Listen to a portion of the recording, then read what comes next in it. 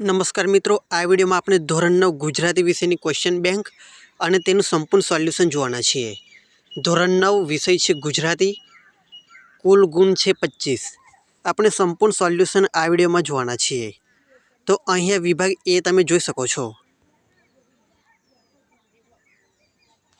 વિભાગ એ કવિ લેખક કૃતિ સંદર્ભ કૃતિ વિષયક અંગે પરિચય મેળવે અને જવાબ આપે। એ આપેલા જોડકા જોડો। પ્રથમ છે 1 ગોદ માતની ક્યા। તેમાં સામે જે લેખક હોય તેનું જોડકું જોડવાનું રહેશે। તો પ્રથમ પ્રશ્નનો જવાબ આવશે ચંદ્રકાંત શેઠ, ઓપ્શન ડ। ત્યારબાદ છે 2 કુદરતી, તેમાં જવાબ આવશે લાભશંકર ઠાકોર, ઓપ્શન 1। 3 છે મારા સપનામાં આવ્યા હરી, તેમાં જવાબ આવશે રમેશ પારેખ, જવાબ આવશે ઓપ્શન બ। આ રીતે સાચું જોડકું બનશે। ત્યારબાદ છે તે નાથવામાં આપેલું જોડકું। 1 છે ગોદ માતની ક્યા, તેમાં જવાબ આવશે પરિવાર કાવ્યો, ઓપ્શન બ। ત્યારબાદ છે બી કુદરતી, તેમાં જવાબ આવશે મરી જવાની મજા, ઓપ્શન અ। 3 છે મારા સપનામાં આવ્યા હરી, તેમાં જવાબ આવશે 6 અક્ષરનું નામ, ઓપ્શન ડ। ત્યારબાદ તેના અથવામાં બીજું જોડકું આપવામાં આવેલું છે ગોદ માતની ક્યા, તેમાં જવાબ આવશે માતૃ મહિમા। ત્યારબાદ છે 2 કુદરતી, તેમાં જવાબ આવશે સહજ કામનો મહિમા, ઓપ્શન ક। અને ત્રીજું છે મારા સપનામાં આવ્યા હરી, તેમાં જવાબ આવશે પ્રભુ પ્રેમનો મહિમા, ઓપ્શન ડ। આ રીતે સાચું જોડકું બનશે। ત્યારબાદ તેના અથવામાં પણ એક જોડકું આપવામાં આવેલું છે। 1 છે કુદરતી, તેમાં જવાબ આવશે એકાંકી, ઓપ્શન ક। 2 છે મારા સપનામાં આવ્યા હરી, તેમાં જવાબ આવશે ઉર્મી ગીત।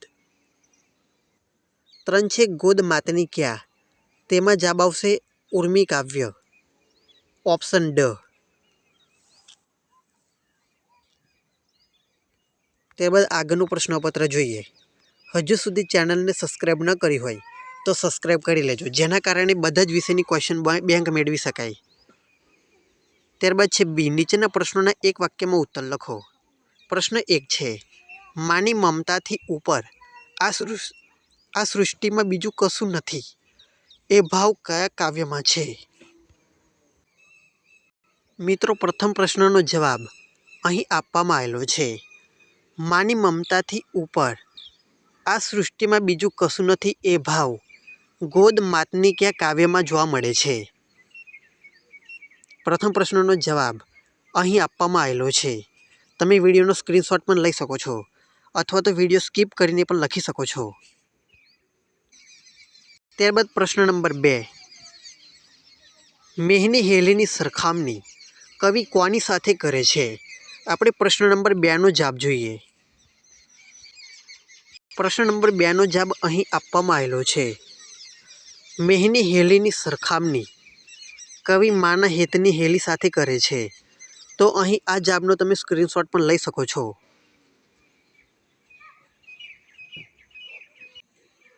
પ્રશ્ન નંબર 3 માતાના ટહુકા પાસે કોની વિસાત નથી? આપણે આ પ્રશ્નનો જવાબ જોઈએ। પ્રશ્ન નંબર 3 નો જવાબ અહીં જોઈ શકાય છે માતાના ટહુકા પાસે સૂરની, તાલની અને સંગીતની વિસાત નથી। તો તમે આ પ્રશ્નનો સ્ક્રીનશોટ પણ લઈ શકો છો। ત્યારબાદ આગળના પ્રશ્નો જોઈએ। પ્રશ્ન નંબર 4 માતાની છાયાને કવિ કોની સાથે સરખાવે છે? ચોથા નંબરના પ્રશ્નનો આપણે જવાબ જોઈએ। ચોથા પ્રશ્નનો જવાબ અહીં આપવામાં આવેલો છે માતાની છાયાને કવિ ઉનાળાની પરબ સાથે સરખાવે છે। તો અહીં તમે આ પ્રશ્નનો સ્ક્રીનશોટ પણ લઈ શકો છો। ત્યારબાદ છે પ્રશ્ન નંબર 5 માતાનો પાલવ શાનાથી ચઢિયાતો છે?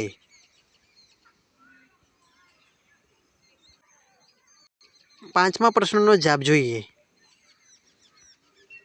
કુના પર્ણોને પુષ્પો કરતા માતાનો પાલવ ચઢિયાતો છે? તો અહીંથી તમે આ પ્રશ્ન લખી શકો છો. પ્રશ્ન નંબર 6. માતાની માયા ભર્યા શિયાળે શું આપે છે? ત્યારબાદ છે પ્રશ્ન નંબર 7. રાહી એટલે કોણ? તો આપણે બંને પ્રશ્નોના જવાબ જોઈએ. પ્રશ્ન નંબર 6નો જવાબ અહીં આપવામાં આવેલો છે. માતાની માયા ભર્યા શિયાળે હૂંફ આપે છે. તો તમે અહીંથી આ પ્રશ્નનો જવાબ લખી શકો છો. ત્યારબાદ આગળના પ્રશ્નો જોઈએ. પ્રશ્ન નંબર 7 હતો રાહી એટલે કોણ? તો આનો જવાબ તમે કોમેન્ટ બોક્સમાં લખજો. ત્યારબાદ છે પ્રશ્ન નંબર 8. ગોદ માતની કયા સંગ્રહમાંથી લેવામાં આવેલ છે? તો આપણે 8મા પ્રશ્નનો જવાબ જોઈએ. પ્રશ્ન નંબર 8નો જવાબ અહીં સ્ક્રીન પર જોઈ શકાય છે.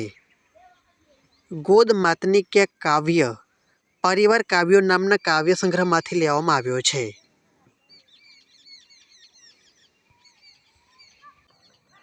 અહીં આપણે 1 થી 8 સુધીના જવાબ જોયા. ત્યારબાદ 9મો પ્રશ્ન જોઈએ.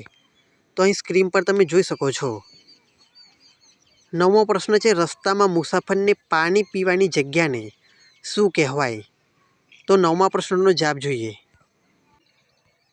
9મા પ્રશ્નનો જવાબ અહીં આપવામાં આવેલો છે. રસ્તામાં મુસાફરને પાણી પીવાની જગ્યાને પરબ કહે છે. પ્રશ્ન નંબર 10.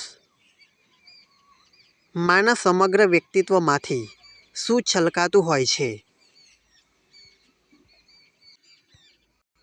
અહીં આપણે પ્રશ્ન નંબર 10 જોઈ શકીએ છીએ. માના સમગ્ર વ્યક્તિત્વમાંથી માતાની મમતા છલકાય છે.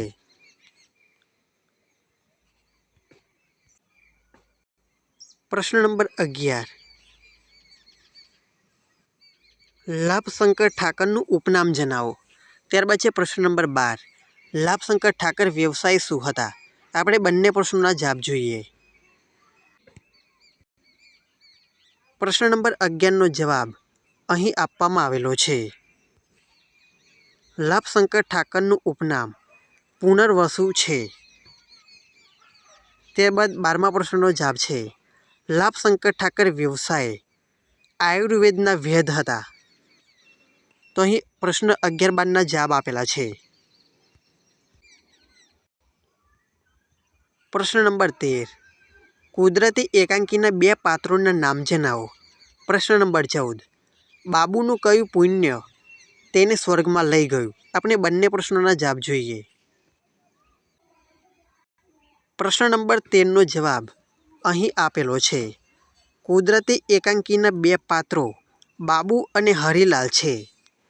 ત્યારબાદ આગળનો જવાબ જોઈએ તો પ્રશ્ન નંબર 14 અહીં આપેલો છે. બાબુએ પેશાબ કરતા 2 ડગ ખસીને એક કીડીને મરતા બચાવી. તેનું આ પુણ્ય કર્મ તેને સ્વર્ગમાં લઈ ગયું.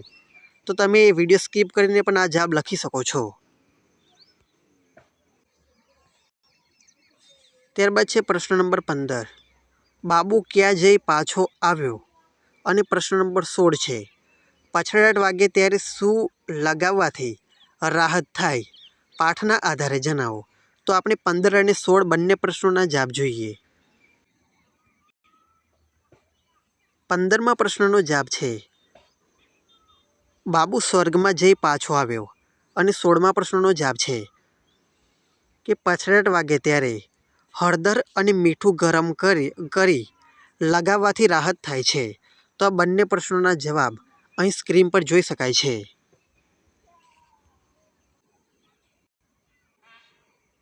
પ્રશ્ન નંબર 17. બાબુને શરદી કેમ થઈ ગઈ? આપણે 17મો અને 18મો પ્રશ્ન જોઈએ તો બાબુને સ્વર્ગમાં કોણ લઈ ગયું? તો આપણે 17 અને 18 બંને પ્રશ્નોના જવાબ જોઈએ. 17મા પ્રશ્નનો જવાબ અહીં આપેલો છે. ઠંડા ઠંડા વાદળામાંથી પસાર થવાને કારણે બાબુને શરદી થઈ ગઈ હતી. ત્યારબાદ 18મા પ્રશ્નનો જવાબ જોઈએ તો દેવદૂતો બાબુને સ્વર્ગમાં લઈ ગયા. ત્યારબાદ ક્વેશ્ચન બેંકના પ્રશ્નો આગળ જોઈએ તો અહીંયા 18મો પ્રશ્ન છે એ પણ આપણે જોયો ત્યારબાદ છે પ્રશ્ન નંબર 19, અપ્સરા એટલે શું? અને 20મો પ્રશ્ન છે, ઇન્દ્ર રાજાએ બાબુને ક્યાં બેસાડ્યો? તો આપણે 19 અને 20 બંને પ્રશ્નોના જવાબ જોઈએ. પ્રશ્ન નંબર 19 છે, અપ્સરા એટલે સ્વર્ગની સુંદર કન્યા કે સુંદર સ્ત્રી. ત્યારબાદ 20મો પ્રશ્ન હતો, ઇન્દ્ર રાજાએ બાબુને પોતાની પાસેના સિંહાસન પર બેસાડ્યો.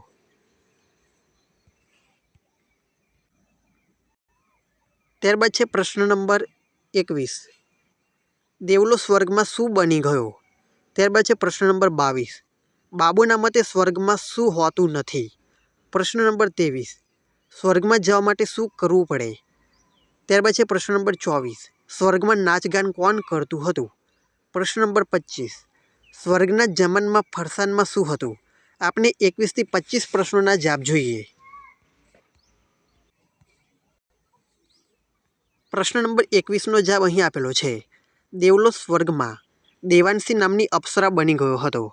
પ્રશ્ન નંબર 22, બાબુના મતે સ્વર્ગમાં ઉચ્ચ નીચનો ભેદભાવ હોતો નથી.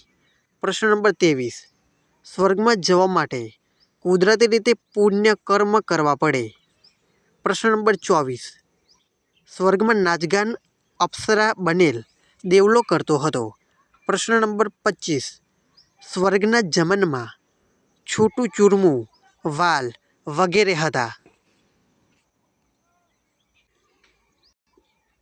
આપણે 21 થી 25 પ્રશ્ન સુધીના જવાબ જોયા. ત્યારબાદ આગળ જોઈએ તો પ્રશ્ન નંબર 26 થી 30 સુધીના પ્રશ્નો છે. તેમાં 26મો પ્રશ્ન છે, દેવલો કયા મેળામાં સ્ત્રીના કપડામાં નાચતો હતો? પ્રશ્ન નંબર 27, સ્વપ્નમાં આવી હરિએ શું કર્યું? 28, કાવ્યને અંતે હરિએ ગોપીને શું કહ્યું? પ્રશ્ન નંબર 29, ગોપીએ શાનું આધન મૂક્યું હતું? પ્રશ્ન નંબર 30, 6 અક્ષરનું નામ કયા સર્જકનો કાવ્ય સંગ્રહ છે? તો આપણે 26 થી 30 સુધી પ્રશ્નોના જવાબ જોઈએ. અહીંયા સ્ક્રીન પર પ્રશ્ન નંબર 26 જોઈ શકાય છે.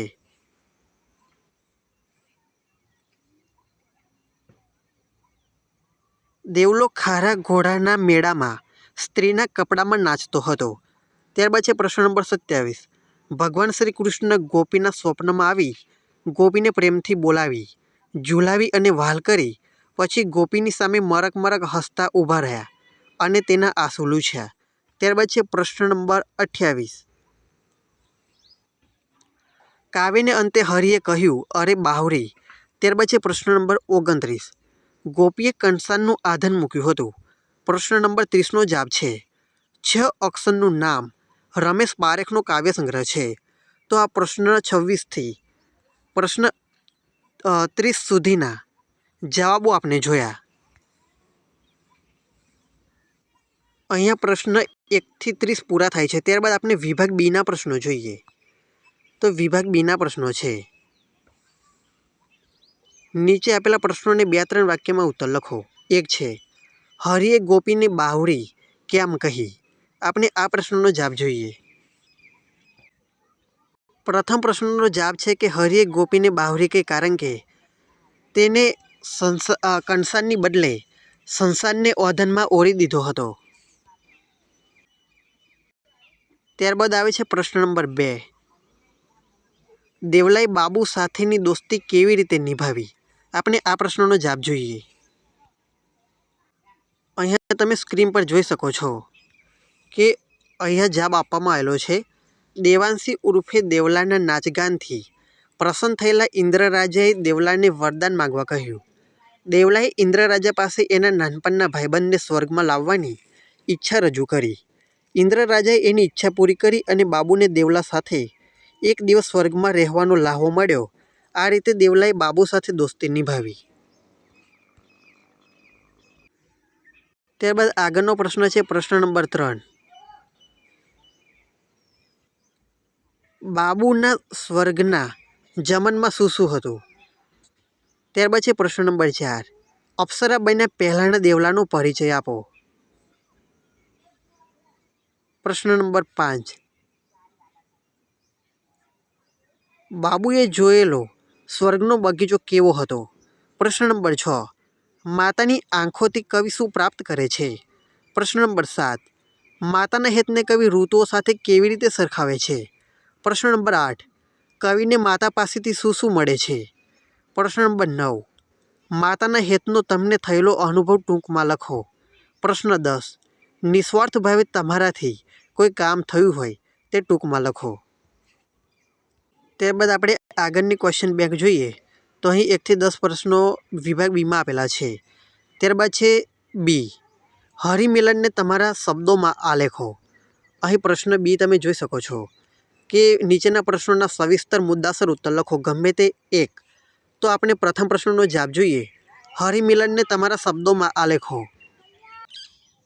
અહીંયા આગળના પ્રશ્નોના જવાબો અહીં આપવામાં આવેલા છે, તો તમે વિડીયોનો સ્ક્રીનશોટ પણ લઈ શકો છો અને વિડીયો સ્કીપ કરીને પણ આ પ્રશ્નોના જવાબ લખી શકાય છે.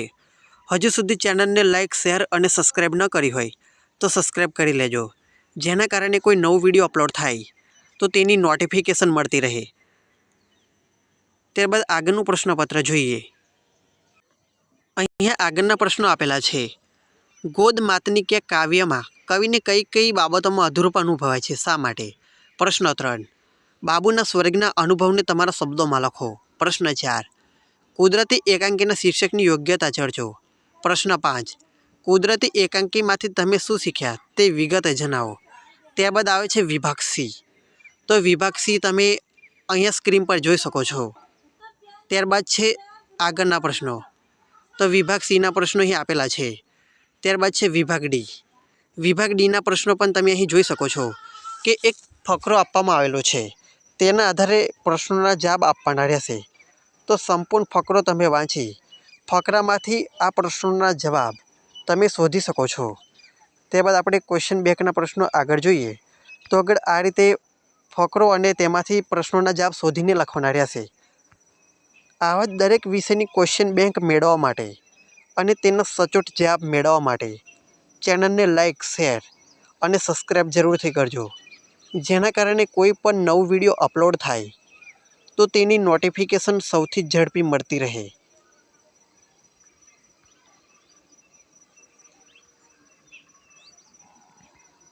તો અહીંયા આ રીતે પ્રશ્નો અને તેના જવાબો જોઈ શકાય છે. તો આ હતી ધોરણ 9 ગુજરાતી વિષયની ક્વેશ્ચન બેંક.